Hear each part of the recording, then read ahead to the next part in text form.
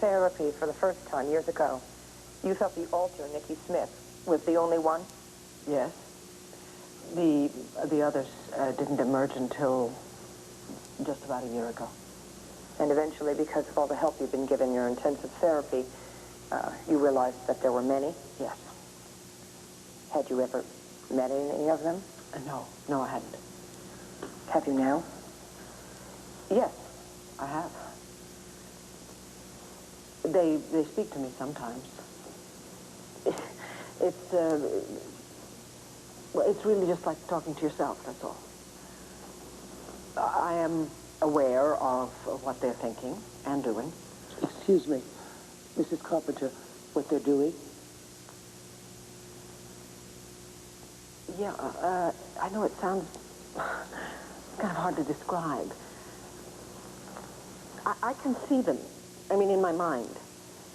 And it's as if they're each in their own slot or room. And, well, they're not doing anything for or against me right now. They're just being, that's all.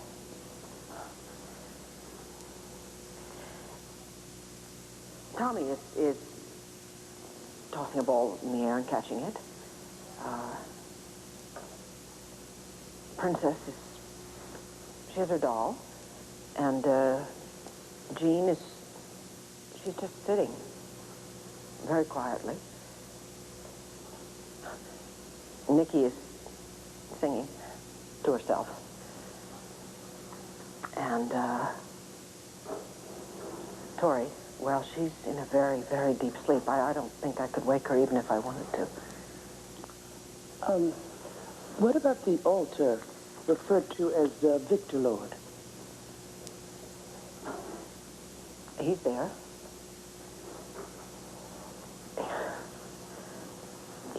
He's just like a shadow, though, you see. He's not... I mean, he's menacing. But he's still...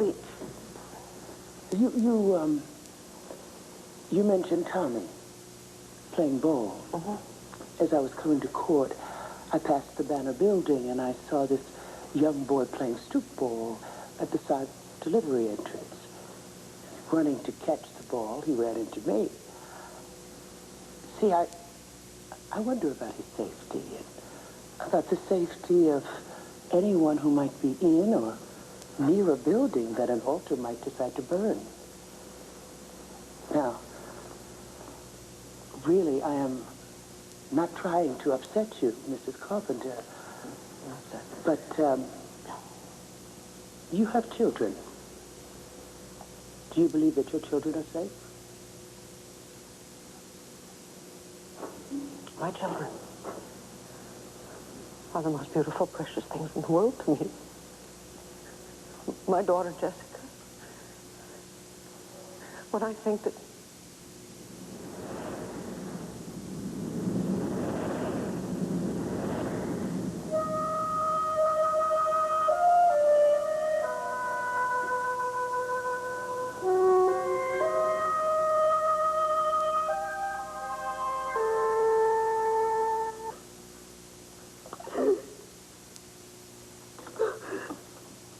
Mrs. Carpenter. Mrs. Carpenter, would you like these, please? Thank you.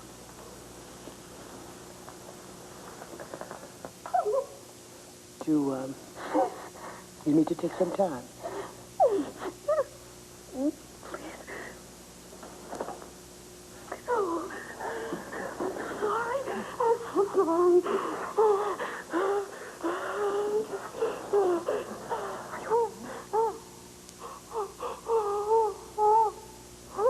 I think there's nothing to be gained by continuing at this time. I will review the testimony and materials provided by both sides, and when my schedule lightens up sometime in February, we shall resume. Your Honor, please, if you could rule today, I know my client would appreciate it.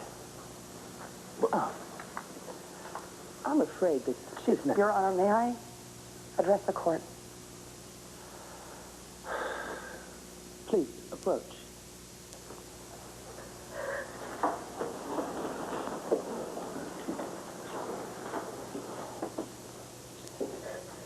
Counselor, I will let you speak. But you had better be brilliant. Because, as of right now, I see no reason not to remand the defendant over to a mental health facility.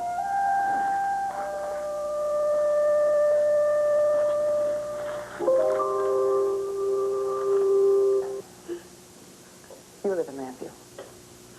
You know this woman. We all know this woman. But I've seen pictures of Mrs. Carpenter when she was little, when she was just little Victoria Lord, taken before her mother died. And she was a beautiful child. She was full of energy and enthusiasm, and she was blessed with intelligence and a lively imagination, safe in her family's home, happy with a mother and a father who she truly believed loved each other. Until one day, when she overheard them having a brutal fight, and she saw them at the top of the stairs shouting at each other, arguing over her.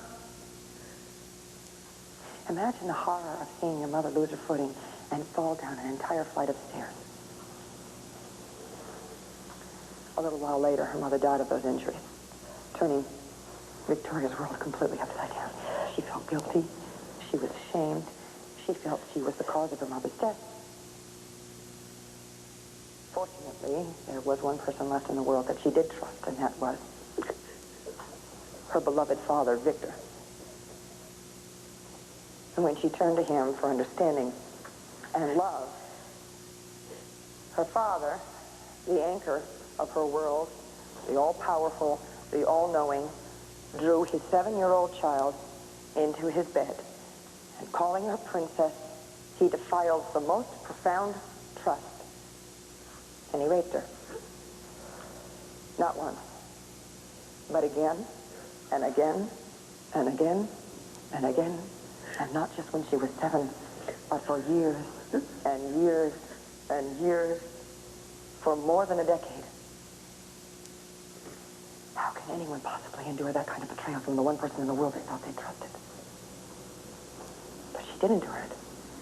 She endured it by fragmenting, by allowing other personalities to emerge, by letting them take the abuse for her, by letting them shelter her from ever knowing about the monstrous injury inflicted on her by her father. And in that way, Victoria Lord not only survived it, she triumphed. Despite the burden, Mrs. Carpenter has a list of accomplishments in her life that would make anyone proud. Annual charity awards given by the community, journalism awards from all over the world, served a term as mayor of this town, vestry board leader at the St. James Church. Counselor, this court has no need to be convinced of Mrs. Carpenter's contributions and achievements. This hearing is not whether she ought to go free, but rather whether it is safe for her to be released. Yes, Your Honor, and you are absolutely right. But that's why it is terribly important for this court to understand that the creation of these vultures was a desperate and necessary act of protection. They were as important as police in a riot, as an army in a war. They were all she had. She certainly didn't have her father now, did she? The sexual molestation was not Victor Lord's only unforgivable act against his daughter. He took her firstborn daughter, Megan, away from her. He seduced Irene Manning, who was Vikis' college roommate when she was just a teenager, and fathered 2 illegitimate children with her. And in this, as they say, are just the highlights